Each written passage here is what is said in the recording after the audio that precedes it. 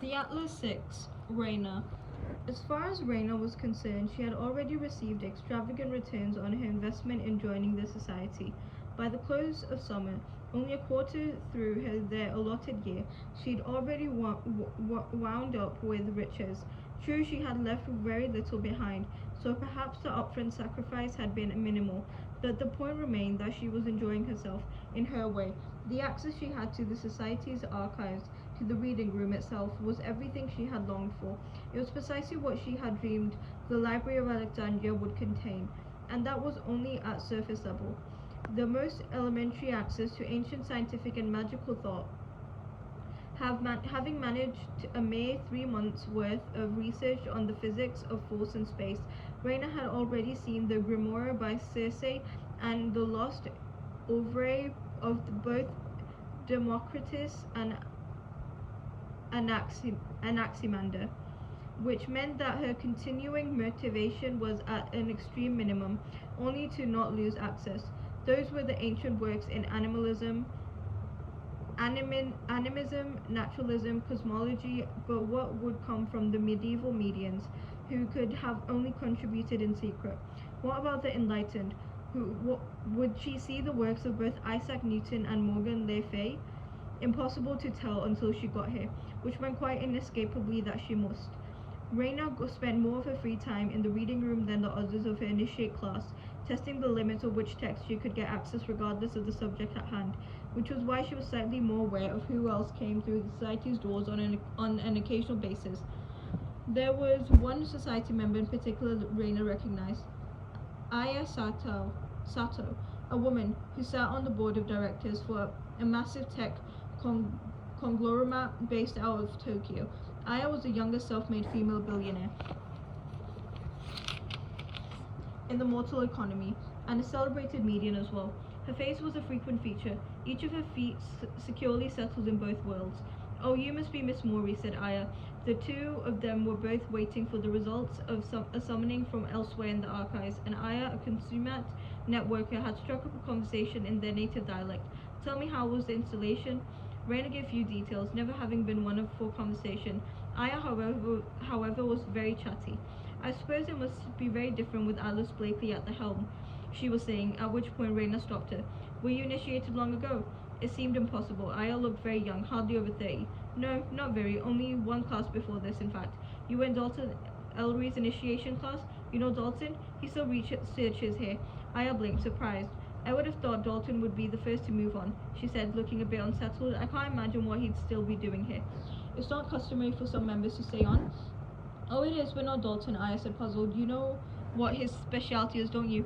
Raina struggled to think of anything he'd said or done that seemed particularly noteworthy. No, I don't think so. Dalton's an animator, Aya offered emphatically, as if that could mean something. He can bring things to life. Things, Aya said, and chuckled to herself. Yes, Raina frowned. Is he? Oh no, not a necromancer, Aya corrected herself. That is, he can do it, but he prefers the inanimate and metaphysical, or at least he did when I knew him. You know, he's from somewhere in the woods of Denmark, or perhaps the Netherlands. I can never remember when it comes to the Nordic countries, and he dropped the one, I think, but the point is there are legends in his village about a boy who can spirit entire forests, even the wind itself. He's modern mythology, she smiled faintly. I can't imagine why he'd have agreed to stay behind, though I suppose he's quite young still, and he was always Atlas's favourite. I thought Atlas had been the caretaker for some time, Raina said, recalling that Aya's comment about Atlas had been the thing to spark her interest in the first place. Aya shook her head. No, it was something else for quite a while. An American for nearly half a century. His portrait, and here she waved her hand disinterestedly, somewhere. But you know Atlas. He was essentially what Dalton is now, I believe. To tell you the truth, we didn't see our caretaker much. Atlas did most of the work. Do you see him frequently? Atlas? Yes. Yes, almost daily. Odd, Aya smiled, though I suppose he was always very enthusiastic. Sorry. It is common for researchers to take over the position of caretaker, Raina asked. Researcher appealed to her. Caretaker with all its corresponding logistics and politics did not. Would Dalton be next? Well, to be honest, Dalton is precisely the sort of person who would want to be a caretaker rather than a researcher, but no. I said, Atlas was a special case. Caretakers are usually selected by the Society's board of trustees from well outside its internal functions. Any reason for that? Something about not drawing from a poisoned world. Well, I'm sure. Not in Alice's case, of course, she added as an afterthought. He would have been a natural choice for it. He's so well liked, Dalton, though. A mystery. A frown. I would have thought him more likely to pursue something else. Their books arrived side by side. Raina's was a duplicate of Leucippus's The Great Cosmology. Aya's was untitled. Do you come back to the archives often? Raina asked. No, not very, said Aya. Still, it is a valuable resource. There's much more than you can imagine contained within these walls. She took the book in a bag, turning to Raina with a smile. Please do enjoy your time here, she said. It's all worth it, truly. I had my doubts at first, but in the end, you really must believe me. I would do it over easily. What was it difficult, Raina asked, the elimination process? Briefly, Aya's smile faltered. The elimination process. Initiation itself, you mean? No, I mean, is it difficult, Raina attempted to phrase, choosing which one of your initiation class to eliminate? Oh yes, unimaginably, the smile resumed, but as I said, it is worth it. Have a wonderful day, Aya said, offering Raina a polite deferential bow and turning quickly away, the sound of her stiletto heels echoing through the reading room. Raina had the sense that she had just had a very strange interaction, though she couldn't quite explain why. The sensation stuck with her for most of the following days, fitting in and out of her thoughts without deriving any solid conclusions. Between working, sparring with Nico, Raina had felt he was the stronger hand-to-hand combat, and also she needed to exercise. And reading for pleasure, there wasn't much time to concern herself with the irrelevant or the unimportant. She was quite content, really, though. She had the vague sense that the others around her were. Mother, mother, mother, one of the ferns whined one day, fawning droopily over a shelf. Mother, there's trouble, trouble, trouble, trouble. In the air. Mother, please, please, do you see it? At first, Raina assumed there was an unholy alliance burgeoning between Callum and Tristan. They had always been very likely to be found in each other's presence, seeing as a line had initially or not been drawn between the physical specialists and the others. But lately it was becoming less likely to see one without the other. There were frequently furtive conversations. Usually Callum leaning in while Tristan spoke. Raina had thought it was a good thing, or at least perfectly fine thing, as it meant that Perissa would not have Tristan glued to her side. Gradually, though, it became more evident that Perissa was being punished for something. Whether her punishment was coming from Tristan's hand or Callum's was relatively unclear. The trouble with Tristan, and the reason Raina sometimes preferred Callum, was his meanness, his bite. It was sharp, brittle, and made it unavoidably more malicious due to his intelligence was an underwhelming word. Tristan was more than simply witty or clever or knowledgeable. He was quick and always the first to see when something was wrong. At first, Raina thought he was nitpicking, being contrary, just for the sake of contradicting something, but it had become increasingly obvious that unless Tristan knew exactly what to correct, he didn't bother speaking. He had, for better or worse, a breathtaking apathy to almost everything, which only collided with derision when something was problematically out of place. Raina could not decide whether that intuitive cruelty was worse with Callum, who couldn't be bothered with any of their work, or with Perissa, who seemed to find herself above it. Perissa's outward demeanor didn't change, not because she was suffering and trying to hide it, much to Raina's disappointment, but because she was distracted. She didn't seem to feel the loss of Tristan at all, and it wasn't until the drooping fern bemoaned the state of oxygen in the room that Raina identified the cause. There is a natural transition from space to time, said Dalton, who was standing beside Alice as he often was. Most modern physicists, in fact, do not believe there is any distinction at all. Some do not even believe that time exists, at least not in our fictionalized conception of it, where it can be traveled in some sort of linear way. The reminder of Dalton Elry's existence in the world brought Raina back to a conversation with Aya, prompting to think again of Aya's confusion over Dalton's decision to return.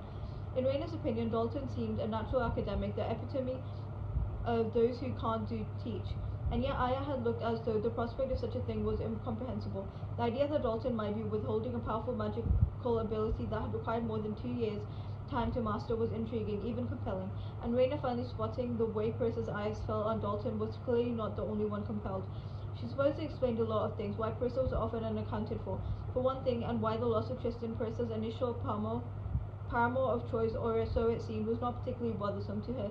Immediately, Raina's conflict about whether Callum and Tristan were ganging up on Perissa vanished, leaving her with a sense of disappointment in its place.